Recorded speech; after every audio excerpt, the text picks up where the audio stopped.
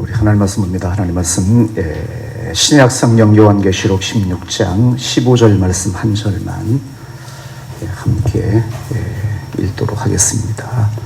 보라 내가 도둑같이 오리니 누구든지 깨어 자기 옷을 지켜 벌거벗지 아니하고 다니지 아니하며 자기의 부끄러움을 보이지 아니하는 자는 복이 있도다. 아멘. 잠시 기도합니다. 하나님, 오늘도 하나님 앞에 예배합니다. 그리고 주의 말씀을 저희들이 살펴보기로 합니다. 이 말씀이 살아계신 주님의 말씀이오니 이 한 시간도 이 말씀이 우리의 마음속에 살아있는 말씀으로 움직이는 말씀으로 우리의 마음에 들려지는 은혜의 시간 되게 하여 주옵소서. 그리고 이 말씀의 교훈처럼 어쩌면은 이 어려운 시대에 혼란스러운 시대에 바른 믿음을 가지고 깨어 주님을 섬겨나가는 주의 자녀들 우리 모두가 되게 하여 주옵소서.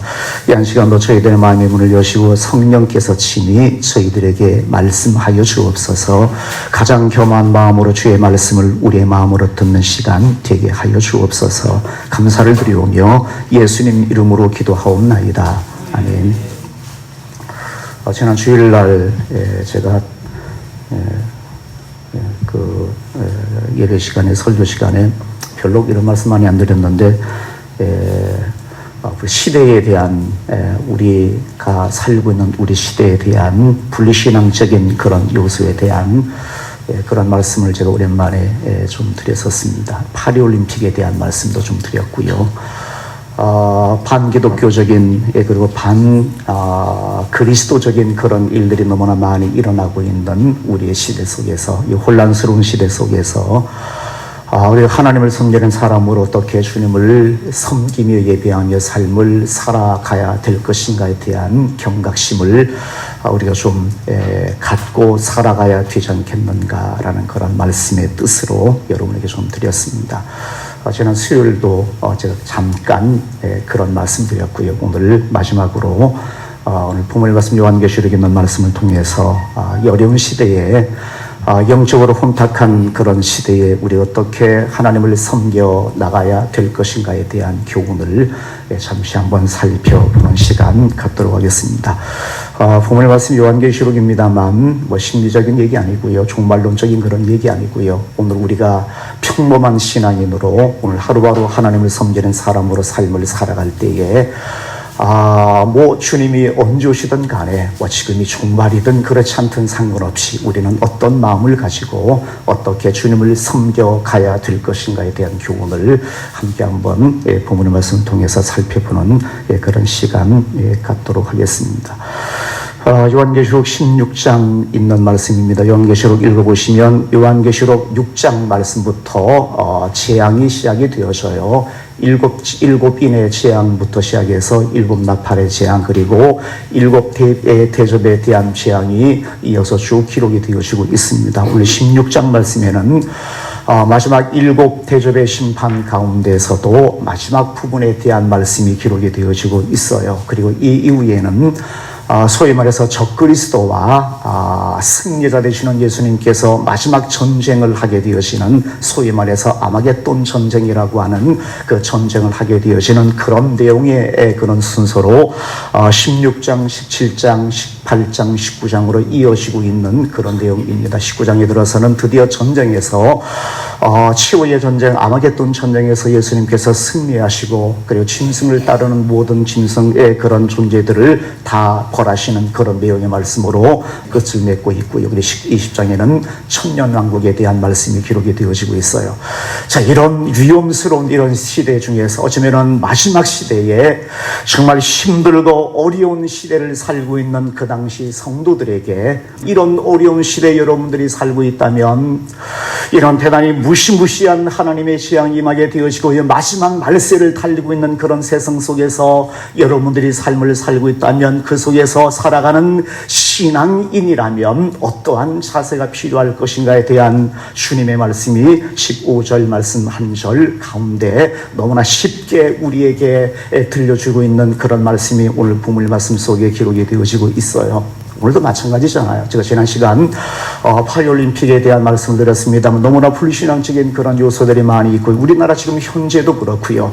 너무나 하나님을 섬기는 사람들조차도 잘못된 문화 속에 점점 더 물들어가고 있는 이런 현실 속에서 하나님을 잘 섬겨야 될 텐데 영적으로 이 혼탁한 시대에 우리가 삶을 살고 있다면 우리도 정신을 차리고 하나님을 섬겨가야 되는 것이 우리가 해야 될 그런 모습이라고 우리가 생각이 되어진다면 오늘 본문 말씀 있는 내용 한번 눈여겨보셔야만 되었습니다. 그리고 준비하셔야 됩니다. 준비한다는 얘기가 뭐 예수님께서 재림하시니까 뭐 종말이니까 우리 뭐 어떡하자는 그런 얘기가 아니라 오늘 내가 하나님 앞에서 내일 종말이 오든 뭐 100년 뒤에 종말이 오든 상관없이 나는 오늘 하나님 앞에 어떤 모습으로 삶을 살아가야 될 것인가에 대한 그런 교훈을 오늘 본문 말씀을 통해서 한번 살펴보는 시간 갖도록 하겠습니다. 15절 말씀 보시게 되시면 이 어려운 시대, 그 당시 어려운 시대에 말세를 살고 있는 재앙의 시대를 살고 있는 그들에게 뭐라고 말씀하시는가 하면 보라 내가 도둑같이 오리니 누구든지 깨어 자기의 옷을 지켜 벌거벗고 다니지 아니하며 자기의 부끄러움을 보이지 아니하는 사람은 복이 있다라고 이렇게 말씀하십니다. 그런 말세지 말에 정말 이 혼탁한 시대라면 우리가 하나님을 섬기는 사람으로 어떻게 삶을 살아가야 될 건가 세 가지 교훈을 우리에게 주고 있어요. 첫 번째는 깨어라, 깨어 있어야 된다고 이야기합니다. 내가 하나님 앞에 마지막 시대를 내가 삶을 살고 있다면 깨어 있어야만 되어지는데 깨어서 내가 하나님을 섬기는 사람이 되어지는데 깬다라는 것이 과연 뭔가라는 얘기예요. 그래서 깬다라는 얘기 흔히 할 때 기도합시다라고 이야기하고요. 하나님 앞에 예배합시다라고 이야기하고요. 네. 그래서 하나님 앞에 깨어서 깨어있는 사람은 기도 열심히 해서 신비한 방법으로 하나님과 교통하기도 하고 신비한 방법으로 하나님을 보기도 하고 듣기도 하는 깨어있는 사람이야 말세야라고 생각하면서 이 세상 모든 현상들에 대해서 말세의 심할이라는 이 모든 것들을 거기에다 꿰맞춰서 그렇게 하나님을 섬기는 사람들을 깨어있는 사람이다라고 우리 흔히 그렇게 이야기하는 사람들도 상당히 많이 있어요. 제가 목사지만 우리가 깨어 있어야 된다고 이야기하는데 너무 막연한 것 같기는 해요. 틀린 말도 아니고요. 하나님 앞에 기도하는 것 깨어 있는 것이고요. 하나님의 말씀 잘 보는 것도 깨어 있는 것이고 예배하는 것도 깨어 있는 거예요. 너무나 막연하잖아요. 이게 뭐야? 하나님 앞에 기도하는 그 깨어 있다는 게 뭐지? 깨다라는 얘기는 깨어 있다는 얘기는 반대말이 뭐예요? 잠잔다는 얘기 아니에요. 다른 말로 하면 죽은 사람과 잠자는 사람은 비슷한 공통점이 많이 있잖아요. 깨어있는 사람, 깨어있는 신앙의 반대말이 죽은, 잠자는 그런 신앙인 잠자는 상태예요. 여러분 깨어있다는가 깨어있는 사람하고 잠자는 사람의 가장 대비되어지는 특징이 몇 가지가 있어요. 한마디로 말해서 감각의 차이예요. 시각, 청각, 후각, 미각, 촉각. 예. 깨어있는 사람은 감각이 살아있는 사람이고 잠자는 사람은 감각이 둔해진 사람이에요. 예를 들어서 깨어있는 사람은 잘 봐요. 내가 영적으로 깨어있다는 얘기는 눈이 밝다는 얘기입니다. 눈이 밝다는 얘기는 우리 시력을 이야기하는 것이 아니라 1.5, 2.0 이런 시계 시력을 이야기하는 것이 아니라 내가 영적으로 깨어있는 사람은 눈이 밝아서 잘 봅니다. 뭘 잘 봐요? 내가 영적으로 깨어있다는 얘기는 눈이 밝다는 얘기인데 눈이 밝으면 이 사람 뭐든지 잘 봅니다. 뭘 잘 봐야 되어져요? 가장 먼저 깨어있는 사람이 잘 보는 것, 내 자신을 잘 봐요. 내가 어떤 사람인가? 거울 보고 잘생겼네. 이 정도면 됐어. 화장이 잘 됐네. 이발 해야 되겠는데 이런 거 말고요. 영적으로 내 영혼의 모습을 잘 본다는 얘기예요. 내가 어떻게 하나님을 섬기고 있는가? 단순하게 내가 기도하는가, 교회 다니고 있는가, 성경을 보는가라는 차원보다 한 걸음 더 나가서 하나님 앞에서 내 영혼의 모습을 잘 본다는 얘기입니다. 내가 지금 하나님을 섬기고 있는 사람, 오늘로 교회에 나가서 하나님 앞에 예배하고 있지만 이 겉으로 하나님 앞에 예배하는 것보다도 한 걸음 나가서 예배하는데 마음 중심 속에 하나님에 대한 그 마음과 그 생각이 어떠한가에 대한 그 내 자신을 볼 수 있는 눈이 열렸다는 얘기예요. 깨어있다는 얘기는 잘 본다는 얘기입니다. 잠자는 사람은 못 봐요. 잠자면 눈이 어두워요. 그러나 깨어있는 사람은 봅니다. 뭘 봐요? 내 영혼의 상태. 하나님 앞에 내가 얼마나 하나님을 잘 섬기고 있는가, 내지는 내가 이렇게 섬기면 안 되는데, 내가 요즘 왜 이렇게 하나님 앞에서 내 마음이 아픔이 없고 내 마음에 감동이 없고 내 마음속에 하나님을 사모함이 없는, 왜 이렇게 무감각한 모습으로 내가 주님을 섬기고 있나?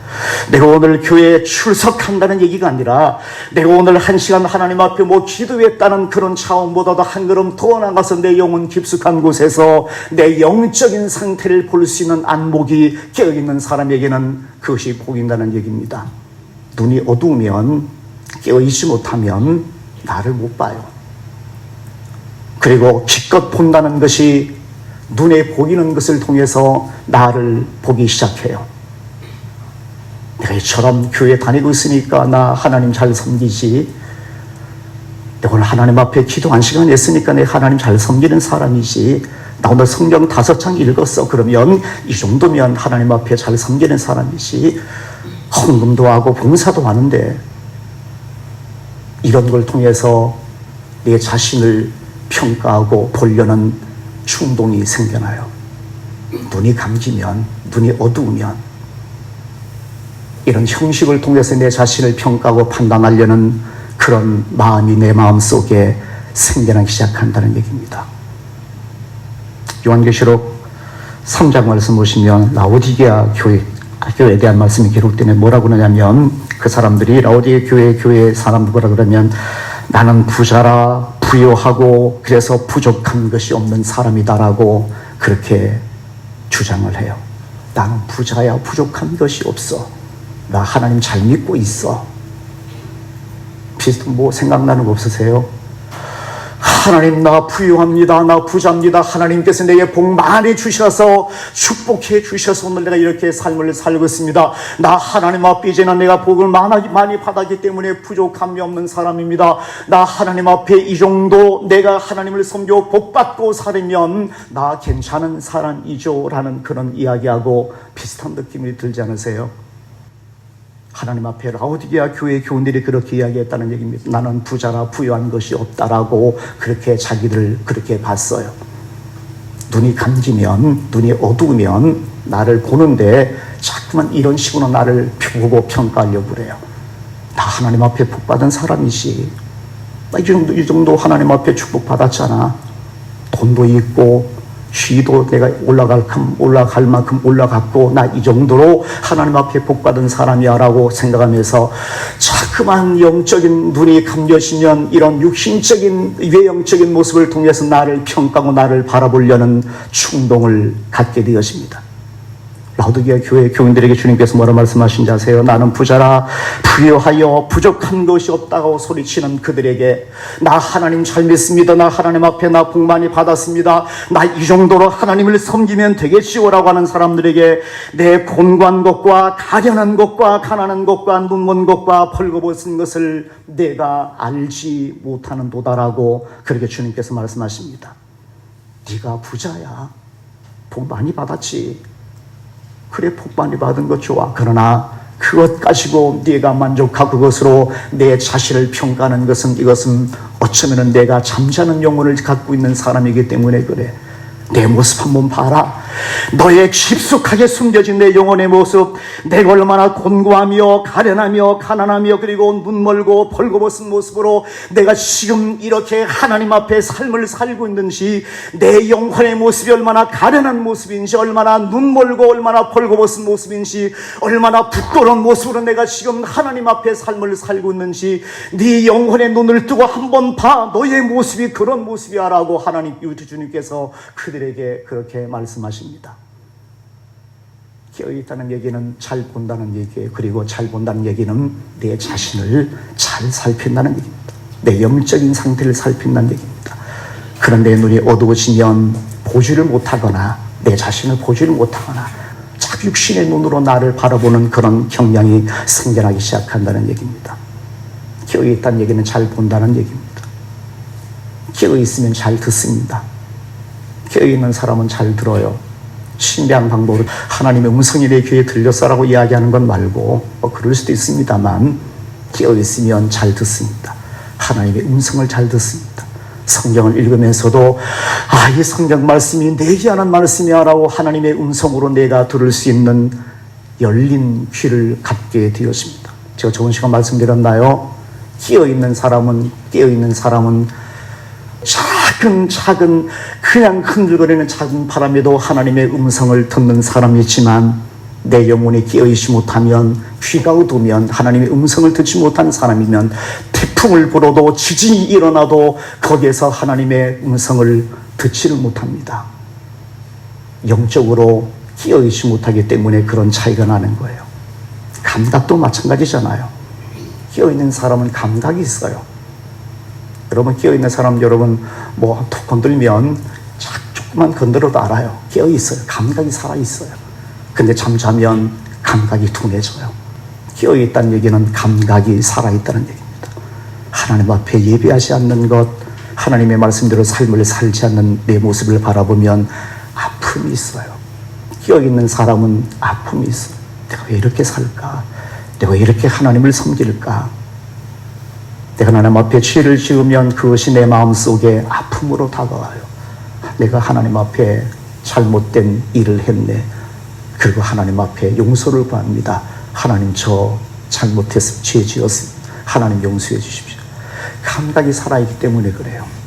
감각이 살아있지 않는 사람은 죄 지어도, 누가 내 얼굴을 한번 뺨을 후려갈겨도 잘 모르는 사람도 있어요. 깨어있지 못한 사람의 특징이 바로 그렇다라고 여러분에게 말씀을 드리고 싶고요. 그래서 여러분, 깨어있는 것, 물론 하나님 앞에 기도하는 것 깨어있는 겁니다. 말씀 보는 것 깨어있는 겁니다. 내가 하나님 앞에 예배하는 것 깨어있는 겁니다. 그러나 그보다 더 중요한 것은 내 영적 깊숙한 곳에서 주님을 느낄 수 있는 것, 하나님 앞에 내 눈이 밝고 들려지고 촉각이 살아있어서 하나님을 느낄 수 있는 사람들, 깨어있는 사람의 특징이다라고 여러분에게 말씀을 좀 드리고 싶고요. 자, 두 번째 보시면은, 보라 내가 도둑같이 올리니 누구든지 깨어 자기 옷을 지켜라 라고 말합니다. 자기 옷을 지켜라.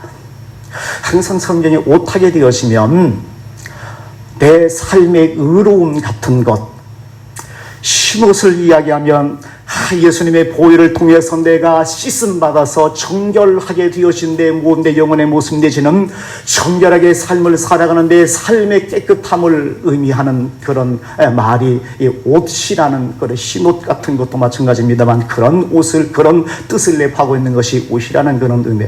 옷을 지키란 얘기는 내가 하나님을 섬기면서, 내가 하나님 앞에 구원받으면서 예수님을 통해서 내가 입은 옷이 있어요. 예수님의 보혈을 통해서 내가 새롭게 새 사람 되어진 하나님의 사람으로 내가 새롭게 입은 흰 옷이 내게 있다는 얘기입니다. 하나님 앞에 정결한 사람, 하나님 앞에 거룩한 사람, 하나님 앞에 구별된 삶을 살아가야 될 그런 존재로 새로운 피조물된 우리가 입은 옷이 있다는 얘기입니다. 하나님의 거룩성, 내가 하나님 앞에 얼마나 거룩함을 내가 드러내며 삶을 살아가는가, 얼마나 하나님 앞에 영광스러운 존재로 삶을 살아가는가, 내가 옷을 지켜나간다는 얘기는 자랑스러운 하나님의 사람으로 오늘 내가 하루 살아도 하나님 앞에 자랑스러운 하나님의 사람으로 당당하게 삶을 살아가는 겁니다. 내가 하나님을 섬기는 사람입니다. 나는 거룩합니다. 내 삶은 구별되었습니다. 하나님을 섬기지 않는 사람들과는 다른 모습으로 오늘 나는 깨끗하고 하나님 앞에 하나님의 거룩한 말씀에 순종하며 자랑스럽게 내 오늘 하나님 앞에 삶을 살아갑니다. 나 하나님의 자녀입니다라고 이야기하면 그게 거룩한 구별되어지는 그 모습을 가리켜서 옷을 지키라고 말씀하시는 뜻이라고 이해하시면 좋겠어요. 적극적인 의미로 하나님의 영광을 드러내는 삶을 살아가라. 부끄러운 존재가 되지 말라는 얘기입니다. 밟히는 소금이 되지 말라는 얘기예요. 너는 세상의 소금이다. 소금이 만일 맛을 잃으면 세상에 밖에 버려져 밟히는 소금이 되어진다라고, 그런 존재가 되지 말라는 얘기입니다. 자랑스러운 사람이 되어져라. 나 하나님 섬기는 사람입니다. 여러분 동네에서, 여러분 집안에서, 여러분 친구 속에서 나 하나님 섬기는 사람이야 라고 선포하고요. 그래서 모든 사람들이 여러분을 바라볼 때, 아 맞아, 저 사람 하나님을 섬기는 사람이지, 저 친구 하나님을 섬기고 예수님 믿는 사람이야 라고 모든 사람이 여러분을 바라보면서 그것을 인정해 줄 수 있을 정도로 내 삶이 정결하고 내 삶이 거룩하며 내 삶이 구별되어지는 모습으로 삶을 살아가는 존재, 옷을 지키는 겁니다. 우리가 삶을 살고 있는 이 시대가 혼탁한 시대며 영적으로 어두운 시대라고 이야기한다면, 이 시대 속에 우리가 삶을 살아가는 비결이 내 옷을 지키는 것이라면 거룩하게 삶을 살아가는 겁니다. 거룩하게 삶을 살아가는 겁니다. 이어서 본문 말씀 보시면, 자기의 벌거벗고 다니지 아니하며 자기의 부끄러움을 보이지 아니하는 자는 복이 있도다라고 말합니다. 쉽게 말하면 죄짓지 말라는 얘기예요. 부끄러운 일을 하지 말자는 얘기예요. 우리가 마지막 시대를 살고 있다면 주님 오실 날이 가깝다라고 우리가 마음으로 생각하고, 왜 이렇게 세상이 이렇게 혼탁한 세상이야라고 생각한다면, 세 번째, 죄를 짓지 말아라. 죄 짓고 살지 말아라. 밟히는 소금이 되지 말아라. 밟히는 소금이 되지 말아라. 적극적으로는 하나님의 의를 드러내는 삶을 살라고 이야기한다며, 소극적으로는 하나님 앞에 죄 씻는 모습으로 삶을 살아가지 말라라고 그렇게 말씀하십니다. 라오디가 교회 교인들에게 여러분들이 얼마나 벌거벗은 부끄러운 모습으로 삶을 살고 있는지 한번 보십시오. 그리고 옷을 사서, 흰옷을 사서 여러분 입으시라고 그렇게 이야기하고 있는 말씀이 라오디게아 교회의 교인들에게 주님께서 말씀하시는 내용 중에 한 부분입니다. 벌거벗지 말라는 얘기, 얼마나 부끄러워요. 얼마나 부끄럽습니까? 벌거벗고 옷을 입지 않으면 얼마나 부끄러워요. 예수님 믿는 사람이 부끄러운 존재가 되어지지 말라는 얘기입니다. 살아가면서 하나님의 거룩성을 드러내지는 못할 망정 오히려 한 걸음 더 나가서 부끄러운 존재는 되지 말라라고 그렇게 말씀하시잖아요. 우리 한국교회를 보십니까? 예수님 믿는 사람들 보십니까? 밟히는 소금이 되어서, 제가 목사지만 제일 많이 욕먹는 사람이 목사예요. 인터넷 기사 같은 거 보면, 교회 관련된 기사 하나 뜨면 그 밑에 댓글 달리는, 물론 예수님 안 믿고 안 좋게 생각하는 사람들이 댓글 많이 달지만, 거의 댓글을 보면 목사들은 쓰레기예요. 목사들은 쓰레기입니다. 밟히는 소금이 되어졌다는 얘기예요. 밟히는 소금이 됐어요. 벌거벗은 모습으로 우리 한국교회가, 한국의 교회의 신앙인들이 벌거벗은 모습으로 오늘 이 세상에 내던져진 그런 모습이 없다라고 이야기하기엔 너무나, 우리의 모습이 너무나 부끄러운 모습이 너무나 많이 있는 거예요. 그렇다고 제가 잘났던 이야기가 아니라 함께 살펴보자는 이야기입니다. 그런데 중요한 것은 내가 벌거벗었으면서도 그것을 깨닫지를 못해요. 라오디게아 교회처럼 내가 부유하여 내가 부자야라고 생각하면서도, 나 하나님 잘 믿는다고 생각하면서도 내 가리는 것과 눈먼 것과 벌거벗은 것을 알지 못하는 도다라고, 내 자신을 깨닫지 못하는 것. 내가 이런 상태에 놓여 있으면서도, 내가 이렇게 잘못된 모습으로 내가 하나님 앞에 삶을 살고 있으면서도 세상에서 밟히는 소금이 되어서 사람들에게 이리 밟히고 저리 치이는 그런 존재가 되었으면서도 내 자신의 모습을 깨닫지를 못해요. 깨닫지를 못하니까 고쳐나갈 엄두를 못 내고 있는 오늘 우리의 모습들, 많은 크리스찬들의 모습들, 한국교회의 모습들이 여기에 담겨 있잖아요. 마지막 때라면, 마지막 시대를 살고 있는 것이 오늘 우리라면 부끄러운 존재로 하나님 앞에서 삶을 살아가서는 안 된다는 겁니다. 부끄러운 존재로 가서는 안 된다. 하나님 앞에 자랑스러운 영광 돌리는 사람이 되어지지 못한 망정, 죄지어서 부끄러운 존재로 이 세상 속에서 사람들에게 지탄의 대상이 되어지는, 손가락질의 대상이 되어지는 존재로 크리스찬들이 삶을 살아가서는 안 된다는 얘기입니다. 마지막 때를 준비한다는 얘기는 내 옷을 벌거벗지 않는 사람.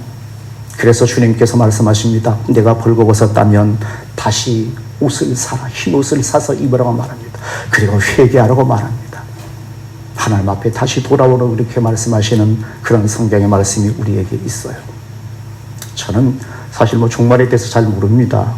그러나 분명한 것은 오늘 내가 하나님 앞에서, 오늘 우리의 시대가 이 어려운 시대라면 오늘 내가 어떻게 살아가야 될 것인가를 성경은 우리에게 분명히 말씀해 주기 때문에 그것만큼 여러분에게 분명히 말씀드리고 드릴 수가 있어요. 산에 들어가서 기도만 하십시오라고 이야기하지 않습니다. 교회에 와서 성경만 읽으세요라고 이야기하지 않습니다. 중요한 것은 우리의 삶의 자세예요. 주님이 언제 오시는가라는 것이 중요한 것이 아니라 오늘 내가 어떤 마음을 가지고 하나님을 섬기는가, 어떤 마음의 자세를 가지고 내가 오늘 하나님을 바라볼 수 있는가, 어떤 삶의 내용을 가지고 하나님 앞에 내가 오늘 신앙인으로 삶을 살고 있는가, 내가 깨어서 이 시대를 분별할 수 있는가, 내 자신을 보고 이 시대 속에서, 이 세상 속에서 일어나고 있는 이 문화의 흐름 내지는 이 세상 속에 일어나고 있는 거대한 세상의 흐름을 내가 내 눈으로 볼 수 있는가. 자연재해도 마찬가지고 이 자연재해 속에서 일어나고 있는 이 모든 일들 속에서 내가 깨어있는 내 눈으로 이것을 하나님의 뜻으로 바라볼 수 있는 안목이 내게 있는가. 우리 이것만큼은 우리가 가지고 살자는 얘기입니다. 주님께서는 우리에게 그건 요구하시잖아요. 신비한 방법으로 주님을 못 봐도 상관없습니다. 신비한 방법으로 주님의 음성 못 들어도 상관없습니다. 그러나 우리의 영적인 눈이 깨어서 나를 보고 이 세상을 볼 수 있는 안목이 우리 속에 열려 있어야만 되는 것이 아니겠는가 하는 겁니다. 이 세상의 흐름 속에서, 거대한 이 세상의 흐름 속에서, 불신앙적인 반그리스도적인 이 세상의 흐름 속에서 하나님의 뜻을 볼 수 있는 안목이 우리 속에 열려있는 사람, 깨어있는 사람의 모습이다라고 여러분에게 말씀을 드리고 싶어요. 세상 많이 어둡습니다. 과거 어느 시대보다도 많이 어둡습니다. 제가 말씀드렸지만 우리나라에도 동성애 같은 그런 문제도 이제는 거의 제도권 안에 들어오다시피 한 그런 상황이 우리나라 상황입니다. 이제는 거의 합법적인 그런 제도권 안에 이제는 문턱에 들어설 그런 시점이 오늘 우리의 현실입니다.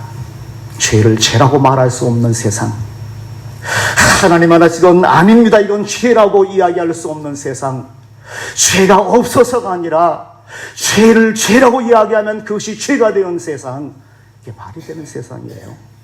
생각해 보십시오. 죄를 죄라고 이야기하면 그 말하는 그 사람이 죄가 되어지는 이 세상 속에 오늘 우리가 살고 있다는 얘기입니다. 그래서 종말론자들이 보면 마지막 하는 것만 같은 그런 생각도 가질 수 있는 그런 세상이 오늘 우리의 시대입니다. 우리 이런 시대일수록 잘 섬기고 잘 믿어야 됩니다. 깨어 있어라, 내 옷을 지켜라, 그리고 벌거벗지 말아라. 이렇게 하나님 앞에 살면 마지막 세상에 오늘 오든 마지막 세상에 내일 오든 나는 하나님 앞에 당당하게 설 수 있는 자랑스러운 하나님의 사람이 되어줄 수가 있는 겁니다. 이런 사람이 저와 여러분이 되었으면 좋겠습니다. 오늘 하루 하나님 앞에서 감사하고 자랑스럽게 당당하게 주님을 섬겨나가는 저와 여러분이 되었으면 좋겠습니다. 그래서 이 세상 속에서 환한 빛으로 드러나는 하나님의 거룩한 백성들 여러분 자신들이 다 되시기를 주님의 이름으로 축원을 드립니다.